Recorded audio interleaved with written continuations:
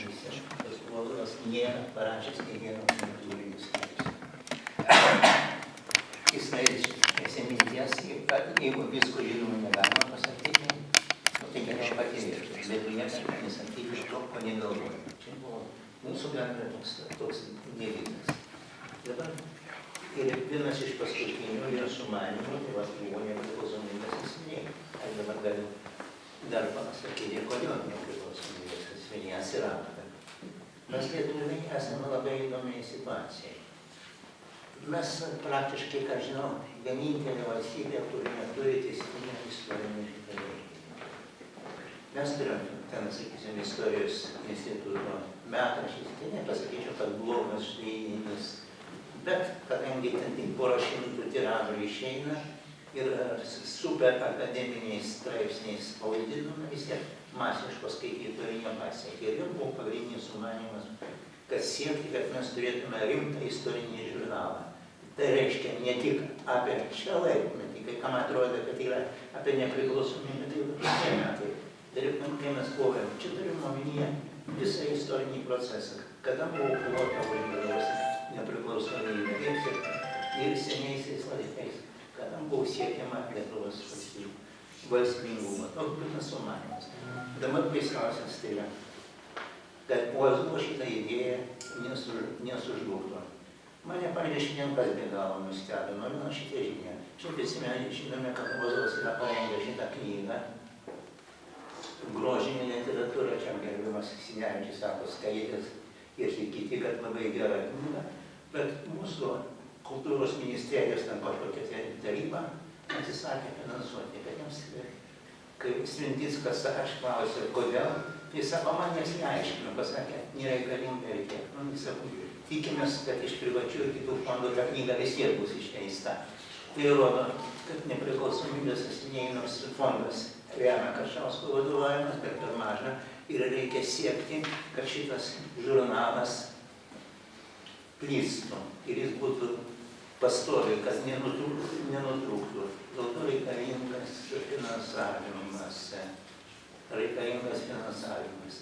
Ir vien iš tos dotacijos, aišku, sąjungai sunkiai fondas įsivers. Dėl to čia yra siūlo, kai kurie kolegos kreipėsi į visuomenę, kur yra šitie 2 procentai galima aukoti, kad ieškoti visokių būdų, kad šitas žurnalas nenutrūktų. Nes nieko panašaus mes neturime, kur keltų istorinę atmintį. Svarbiausias tikslas yra istorinė atmintis. Ir koks svarbiausias vienas smūgis Ozolui tai buvo.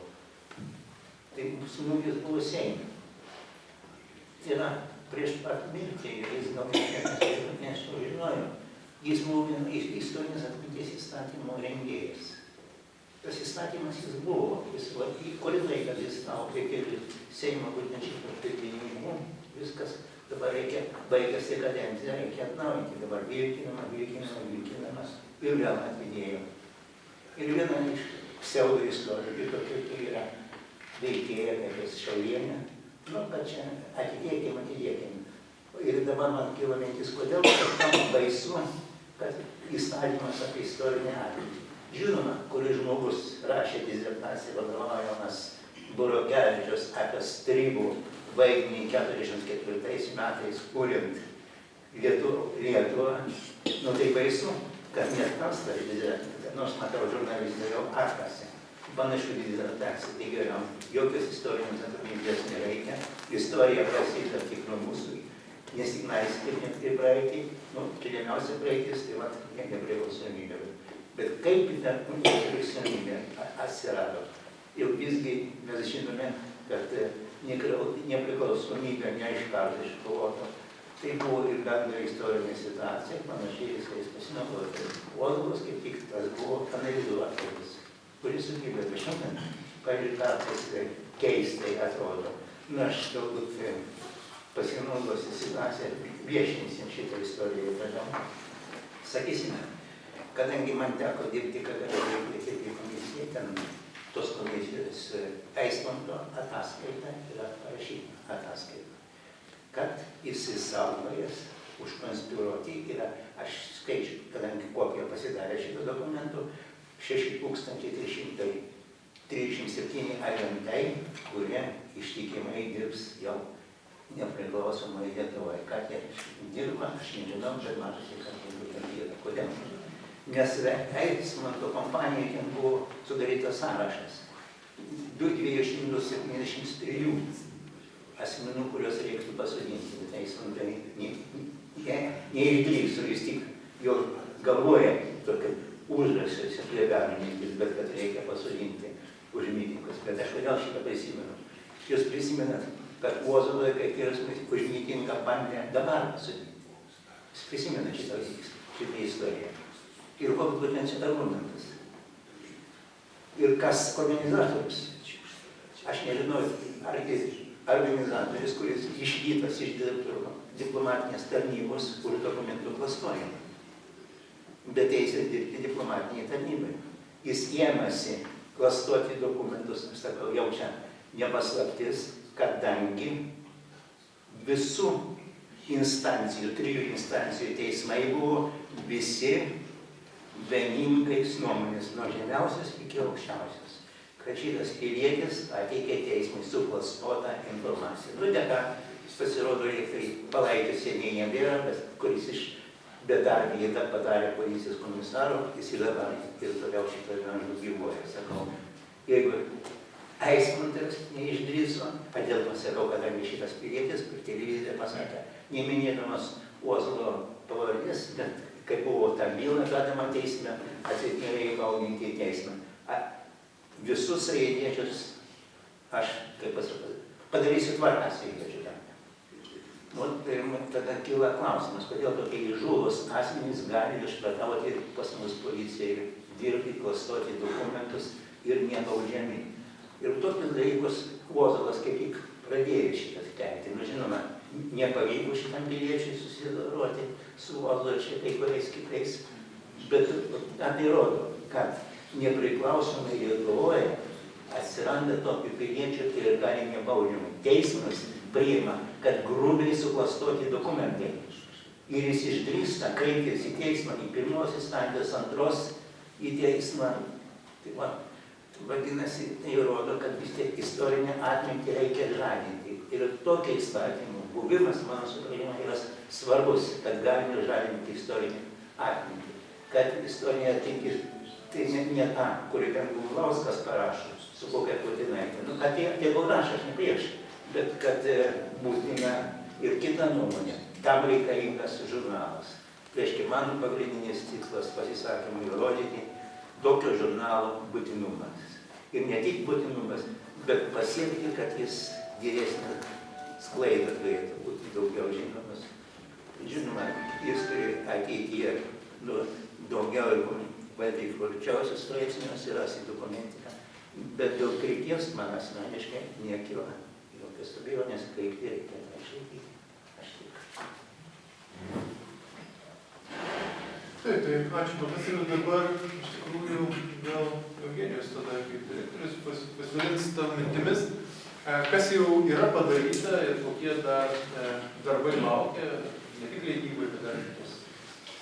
Gal aš biškai daugiau net pasakysiu, pasitengsiu neišsiplėsti, nes susirinkom šiandien monologą sakyti tiesiog apsikeis nuomonėm, ką daryti, bet prieš tai, manau, jums vis tiek būtų gal ir įdomu ir vertėtų žinot apie fondo veiklą šiek tiek daugiau. Esame veiklos pradžią. Teisingiau fondo, jeigu patikinus veiklos vidury tokį bukletą, kuriame mūsų pagrindinės programos, fondas šiek tiek yra, jeigu kas nori tam koridoriui galės pasiimti. Dabar apie patį fondą, jo istoriją šiek tiek, gal programas pasakysiu. Tai pirmiausiai šitas fondas įkurtas buvo 2001 metais, sausio 19 dieną, kaip visuomenės plėtros, kaip ozoliškai pavadintas visuomenės plėtros paramos ir labdaros fondas. Sudėtingu tokiu pavadinimu. Steigėjas Romualdas Ozolas, direktorius Eugenijus Mazelskis. Tai, ką fondas tuo metu suspėjo nuveikti, vis tik tai suorganizavo keletą įdomių ir tikrai vertingų konferencijų, bet kažkaip daugiau tiesiog tokia buvo situacija, kad labai neįsisibavo ir kurį laiką buvo fondo veikla aprimus. Ir 12 metais fondas buvo reorganizuotas, labai beje simboliška data, fondo valdybos posėdis, kuris priėmė nutarimą keisti ir struktūrą, ir veiklos kryptis, ir sudėtį netgi, buvo 12 metų balandžio 6 dieną. Buvo išrinkta nauja valdyba iš 3 asmenų, Arvydas pirmininku, mane nusprendė direktorių padaryti. Bet noriu paaiškinti, kodėl ta reorganizacija įvyko. Tuo metu kaip tik judėjimo už teisingumą reikalai. Visi prisimena tas problemas, tai kas vyko tuo metu. Tai iš tikrųjų atrodė rimta, reikšminga ir labai reikalinga. Ir fondas buvo reorganizuotas kaip tik atsižvelgiant į šitą judėjimo reikmes, kaip tokia veiklos bazė ir leidybinė, ir visom kitom paramos prasme. Tai pirminis tikslas buvo toks. Ir tarp tų tikslų ir buvo ten ir paminėta, kad bazė judėjimo iš teisingumo veiklai, jos spaudai. Deja, atsirado labai daug norinčių valdyti tą judėjimą, jis prisimenat, kuo tas baigėsi. Ir fondo veikla taip ir nebuvo pajudėjus smarkiau, kol nesutikom spaudos rėmimo fondo direktorius Karčiauskas, kuris mums tiesiog užmynė ant kalnų ir pasakė, kodėl jis nieko nedaro. Pažiūrėkit, kokias paraiškas pas mus ateina. Jūs čia turit gerų idėjų. Na ir mes išklausėm ir parašėm paraišką. Dabar aš tik norėčiau truputį dar priminti dėl paties žurnalo. Ta idėja nebuvo nauja, ne mes susigalvojom su Romaldu. Tai taip, Romaldas apie daug ką yra kalbėjęs, bet tai buvo ir Sąjūdžio iniciatyvinės grupės klubo, ar kiek žinau, ir pirmos vyriausybės klubo narių ta tema kalbėta, ir sąjungininkų tarpe, apie tai buvo kalbėta, kad tokio pobūdžio istorinio žurnalo, kuris pratęstų Sąjūdžio spaudos tradicijas, labai reikia. Na, čia kaip tik pasitaikė proga tą padaryti. Laimė, kad to ėmėsi Ozolas, jis jau turėjo vaizdą, kaip tas turėtų atrodyti. Ir kažkaip mums iš karto pasisekė ir 12 metų birželio 1 buvo registruotas žurnalas Nepriklausomybės sąsiuviniai. Gavom pirmąją paramą iš spaudos rėmimo fondo ir tais metais išėjo du jo numeriai. Fondas tuo metu pasitvirtino 3 pagrindinės tokias programas, kurios ir šiandien iš jų 2 aktyviai vykdomos, viena tokia truputį silpniau gal kiek, bet irgi nėra apleista. Tai pirmiausia leidybinė, tai yra žurnalas Nepriklausomybės sąsiuviniai, naujausias numeris, jis ir toliau tęsiamas. Ir vėliau 13 metais atsirado formaliai jo priedas. Bet iš tikrųjų tai pakankamai savarankiškas leidinys, Padubysio kronikos, storesnis net už pagrindinį žurnalą. Ir visi tie spaudos darbai labai gerai pajudėjo. Kita programa buvo Romaldo dabar, vadinasi. Buvo mažasis dienistos centras Bazilionas. Ozolas ten perkėlė beveik visą savo biblioteką, dalį archyvo. Ir ačiū Dievui, kad ten susirinko labai stipri komanda. Jie labai rimtai dirba ir šiuo metu kaip tik jie nori tęsti tai, kas padaryta jau. Numatyta truputį tik koreguoti pavadinimą, reikia pavadinti Romaldo Ozolo lituanistikos centrų Bazilionuose. Programa labai rimtai, dalyvauja kelios institucijos, tai yra Ozolo fondas, Bazilionų, dabar jau vadinasi daugiafunkcinis centras, Šiaulių universitetas, Šiaulių kraštotyros muziejus, šiek tiek prisideda kultūros fondas, Kurtuvėnų regioninis parkas. Komanda labai stipri ir labai kruopščiai dirba. Ir Romaldas ten juos pastatė kaip reikiant į tikras vėžes ir mes jau ramus, kad ten tas leidinys dirbs. Tai yra iš viso Lietuvoje, sakyčiau, unikalus atvejis. Pavyko parodyti, kad tai, kas iki šiol vadinama kraštotyra, iki šiol buvo taip jau nuvertinama ir manoma, kad kraštotyriniai darbai tai gali būti bet kas, bet kokie prisiminimai ir kas tik tai nori. Padubysio kronikos parodė, kad savo krašto istoriją galim pateikti ne tik rimtų lygių, bet ir įdomiai. ta komanda dirba ir toliau. Trečioji programa tai yra Vieniškėlio istorinio komplekso atkūrimas. Taip pat labai unikalus dalykas, manyčiau, kad neteko girdėti tokiu atveju daugiau Lietuvos istorijoje, kad dvarininkas Karpis įsteigė fondą, kurį prižiūrėjo Vilniaus universitetas ir prižiūrėjo visą kompleksą. Ten yra bažnyčia, ligoninė ir mokykla. Universitetas siuntęs ten savo medicinos fakulteto žmonės, savo pedagogikos žmonės, kurie prižiūrėjo visą šitą kompleksą ir tai tikrai unikalus atvejis Lietuvos istorijoje. Deja, jau mūsų laikais kompleksas buvo neteisėtai privatizuotas ir dabar apleistas griūvantis. Valinis Petrovas bando dabar tam kiek įmanoma daryti, ar rinkti informaciją ir kokias jėgas kol kas, bet reikia tikėtis, kad mes to toliau neapleisim. Dabar dėl paties žurnalo dar trumpai. Mums labai pasisekė, kad iš karto susirinko labai rimta komanda. Pirmiausia, didelis ačiū Spaudos rėmimo fondui, kad suprato mus ir visą laiką palaikė. Tikrai negalim sąžinė neleidžia spūstis, kad kažkas tai buvo blogai. Jie visada suprasdavo, visada paremdavo, palaikydavo. Be abejo, pagal įstatymą jie negali pilnai mūsų remti, kiek įmanoma, tiek padeda, bet tai yra rimta pagalba. Pavyko suburti labai rimtą komandą. Autorių kolektyvą, aš gal tiesiog nevardinsiu, jau tie, kas skaitė žurnalą, žino, tai yra labai solidžios pavardės ir labai rimti autoriai ir jie mielai ir toliau bendradarbiavo ir bendradarbiaus. Ne vienas iš jų ne po vieną straipsnį parašęs. Pavyko labai gerai susidarti su leidykla Petro Ofsetas. Manom, kad jų dėka ir apiforminimo žurnalo geras.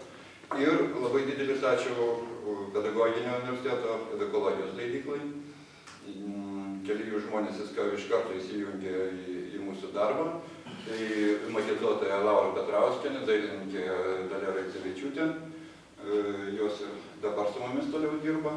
Visas apie pavaidinimas yra jų. O kai leidinį daro iš esmės 3 humanitarai, iškyla įvairių techninių problemų ir paskutinę minutę reikia maketą keisti ir visą kitą. Jos šitą suprato ir tikrai labai kruopščiai dirba ir mes joms be galo dėkingi ir tikimės, kad ir jos irgi tikisi, kad tęsim darbą toliau. Dabar fondas yra laikosi tik ant rėmėjų lėšų. Jokių pajamų šaltinių mes neturim. Taip čia jau nuskambėjo jau praeitais metais istorija Šiauliuose, kai Rosadas padovanojo savo mišką Bazilionų centrui toliau kurt. Ačiū Dievui, po to, matyt, sąžinė užgraužė Šiaulių rajono savivaldybę, tai jie dabar jau irgi žada, kad šį rudenį bent jau žvyro krūvos atveju prie pastato atsiras.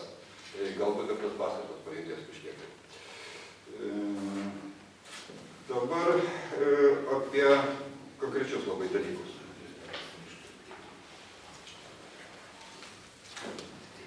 Pagrindinė, sakyčiau, fondo problema yra ta, kad mes esam priklausomi nuo vieno, kad ir geranoriško, bet nuo vieno pajamų šaltinio. Spaudos rėmimo fondas remia mus, bet nėra gerai, kai esam priklausomi.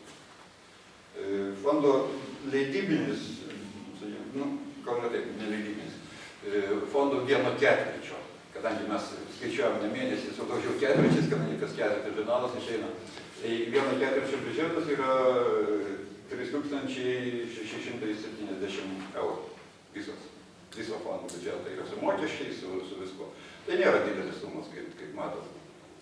Leidybinė programa metams yra 15 200 eurų. Tiek kainuoja spauda mūsų leidinių. Tai yra visos sąnaudos, tai yra tekstų tvarkymas, kadangi mes dedam daug dešifruojamos medžiagos, tai irgi reikia ją paruošti. Maketavimas, spausdinimas, visą tai irgi maždaug kainuoja 15 000 eurų per metus. Problema, kad jeigu galėtume išspręsti finansavimo šaltinį klausimą, kad tai būtų ne vien tik tai iš spaudos rėmimo fondo, o ir kitų, žurnalas iš tiesų taptų nepriklausomybės asmenys. Dabar mes pripažinti esame gan stipriai priklausomi. Kaip tą padaryti? Kol kas mes dar neradom sprendimo. Prenumerata nėra didelė. Ačiū, spaudos rėmimo fondas prenumeruoja 250, neklystu, bibliotekoms. Kita dalis prenumeratos yra pakankamai maža. Mes kreipiamės į įvairias organizacijas ir verslo, ir kitokius. Rašėm laiškus ir signatarų klubui, kreipiamės į signatarus ir kitus, kviesdami plėsti prenumeratą, organizuoti padėti platinimą, deja, tas nėra labai kažkaip tai priimama, nes, suprantu, galbūt ne visiems tai patinka, ką mes juos spausdinam, bet daryti tą reikia ir kaip tik tikimės jūsų pagalbos, kad tuos dalykus išspręstum. Dabar dar vieną dalyką norėčiau atkreipti jūsų dėmesį. Mes šiandien galim daug kalbėti, bet iš esmės viską šios dienos situaciją lemia juridiniai klausimai. Ozolas buvo vienintelis teigėjas ir akcininkas fondo. Todėl sprendimus priims tik tai palikuonis, jo šeima. Tik tai po jų sprendimo matysim, ką mes darom toliau. Bet vieną dalyką aš galiu pasakyti, kad bet kuriuo atveju mylimiausias Ozolo pastarojo laiko projektas nepriklausomas Sąsiuviniai tikrai bus tęsiamas, bet kuriuo atveju. Kiti projektai. Kalbamės dabar ir su vyriausybė, būtų labai gražu pagerbant Ozolą vis tik tai įgyvendintą Basiliono daugiafunkcinio centro ir Žemės bibliotekos projektą. Jeigu vyriausybė prie to prisidėtų, tai tikrai būtų labai rimtas paminklas Romaldui Šiaulių krašte, Padubysio krašte. Ir jau dabar, kadangi tam susirinkusi labai rimta komanda, ten yra toks traukos centras, kurį ten ne tik Šiaulių rajono, bet ir Šiaulių miesto žmonės dalyvavo toje veikloje. Būtų labai svarbu išlaikyti, ir be abejo Sąsiuviniai. Tai pagrindinis dalykas, manyčiau, Romaldo atminimui būtų tai, kad jeigu mes sugebėtume užtikrinti pagrindinių jo dabar globotų programų tęstinumas. Yra leidybinė programa, abu žurnalai, Ozolo rašytinio palikimo tolesnis leidimas, Ozolo archyvų tvarkymas. Be abejo, tai yra labai subtili tema ir šią temą, kas liečia archyvus, siūlyčiau šiandien nieko ir nediskutuoti, tai yra šeimos reikalas. Šeima turi nuspręsti, ką su jais daryti ir kaip daryti, ir nemanau, kad mes čia turėtume kištis. Aš tikiu, kad jie pasielgs. Nes kažkaip pastaruoju metu labai daug tenka girdėti įvairių pasiūlymų, atsiranda labai daug norinčių tvarkyti fondus, Ozolo archyvą ir kažkaip labai visiems parūpo. Iki šiol niekam nelabai rūpėjo, dabar visi nori susipažinti, tikrinti, išsaugot. Kažkaip tai keistokai skamba. Gal palikim pirmiausia šeimai šitą spręsti, o jeigu jie norės, mes tikrai, fondas tikrai bet kuriuo atveju prie šito prisidės. Tai atsiras ir, manau, ir kitų bendrų, kas padės, bet palikim spręsti tiem, kam priklauso spręsti šiandien. Tai apie konferenciją Arvydas jau minėjo ir aš tada toliau nebesiplėsiu. Vienintelį dar dalyką, kaip visada mes daug ką mokam iš savo kišenės, ne iš fondo, kad fondas laikyčiau, pradėjau spausdinti aš apie truputį informaciją apie mūsų kontaktai. Yra sąskaitos, numerai, dėl paramos, čia toks trumpas kreipimėlis, jeigu kam nors įdomu, paskui galėsit paimti. Tai iš mano pusės tiek, tikiuosi, kad tikrai iš visų išgirsim daug vertingų pasiūlymų. Tiesa, nepaminėjau dar vieno labai svarbus dalyko. Tai, ką mes jau buvom su Romaldu pradėję. Kaip žurnalo plėtros būtinybė, mes įsivaizdavom, kad reikia kurti, parodyti iniciatyvą, reikia kurti nepriklausomybės Sąsiuvinių bičiulių klubą. Tai nėra naujas atradimas ir vėl, tai yra naujosios Romuvos pavyzdžių, tas tarpukario Lietuvoje buvo daroma ir tai buvo tikrai veiksminga. Mes tą darbą jau pradėjom, kai kur užsimezgė tam tikri ryšiai, jau pradedam bendradarbiauti, jie užsima ir žurnalų viešinimu, platinimu, organizuodavom susitikimus, atvažiuodavom ten su autorių grupė, bet tai nebūdavo tokios, ne paskaitos, tai daugiau diskusijų klubas, kuriame galima bendrom dominančiam temom diskutuoti, kalbėtis ir bendrauti. Būtų labai šaunu, jeigu mes šiandien galėtume apie tai daugiau pakalbėti ir pamąstyti, kaip įgyvendinti šitą idėją.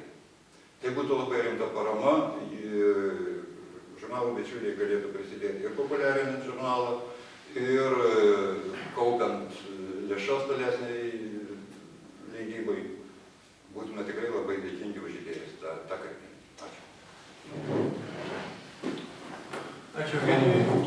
Čia jisai išvardino tas kryptis, kuriuose iš tikrųjų dirbo fondas. Dar galėčiau pasakyti, kad aišku buvo dar visai idėjų, kurios tokiai plaukė ore reiškia, bet dar nebuvo padarytos, neatsitiktinai. Fondo pavadinimas dar šiandien yra Už teisingumą Lietuvoje.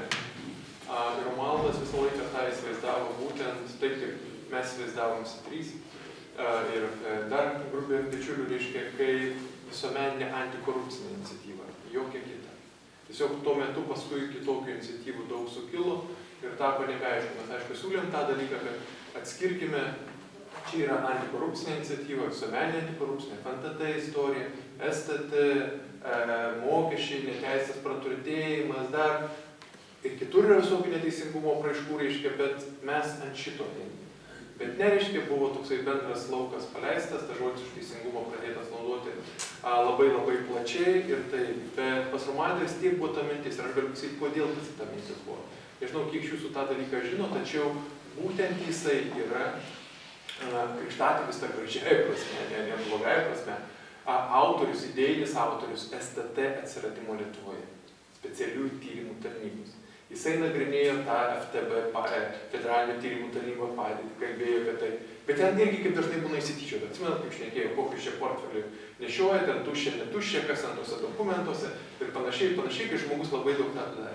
Ir jisai tą mintim degė labai stipriai, bet kadangi ta idėja taip truputį, reiškia, kaip sakau, atėjo kitom, tai mes buvom palikę į šoną ir aišku, lygai atmė, bet jo idėja buvo dar tokia visuomeninė antikorupcinė. Tai irgi taip pat bičiuliai, kuriems šitas dalykas yra įdomus, rūpi, irgi kalbėti, diskutuoti tą temą, aišku, pristraukiant ir ekspertus, labai rimtus žmonės, kurie irgi buvo kalba, nekalba apie konkrečius žmonės, ir buvusius pareigūnus ir kitus, reiškia, kalbant apie tuos dalykus. Bet čia vėlgi, čia tiesiog pakabinau už tą mintį kol kas ir fondo pavadinimas yra Už teisingumą Lietuvoje.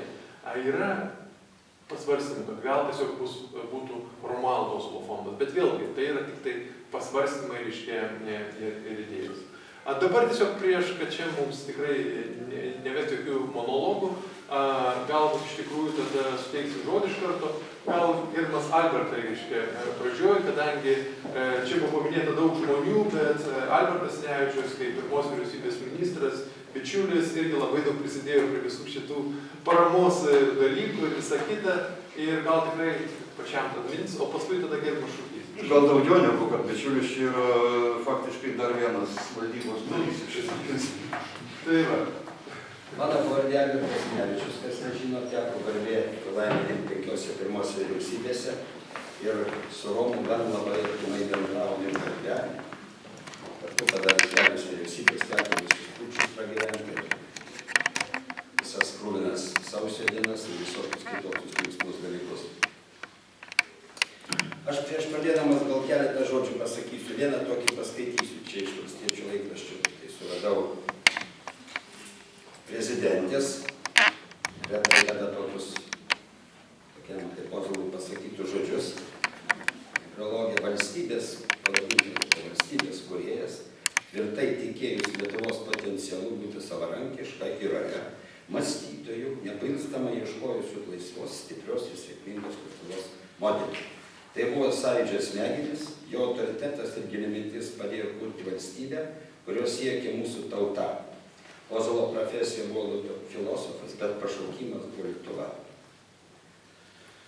Tai atrodo visi žodžiai, kaip nekeista, tinka Sąjūdžiui, tam Sąjūdžiui, Ozolui. Dabar kita vertus, čia iš metų, toks leidinys yra 2008 metų, tai čia pačio Romo yra pasakyti štai tokie žodžiai. Tikrai gyventi galime bet kokiamis sąlygomis. Ne režimai kūrė žmonės. Žmonės kūrė režimus. Arba susitelkdami savį įveikia savo menkumą arba išsileisdami, atsipalaiduodami ir leisdami savyje išsikeroti destrukcijoms.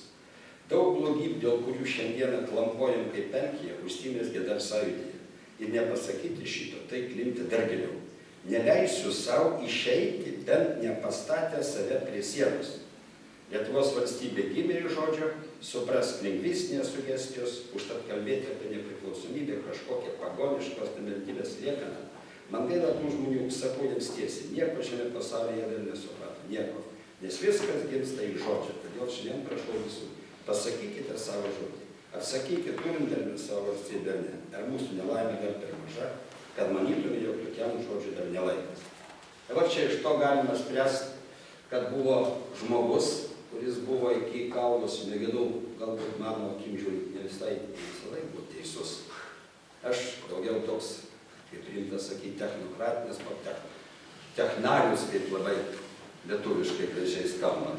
O jisai buvo grinai filosofas, intelektualas, kultūros meno žmogus, bet simbiozė mūsų buvo vyriausybėje. Buvo neišpasakytai puikiai. Romas dar savo, tokiam yra vienam tokiam žurnalėje pasakęs. Kaip susikūrė nepriklausomybė, nepatapus ten kitų, kuo turėjo tapti, jis buvo paskirtas vyriausybės vicepremjeru. Ir jis čia jo žodžius, irgi aš atminties pakartosiu.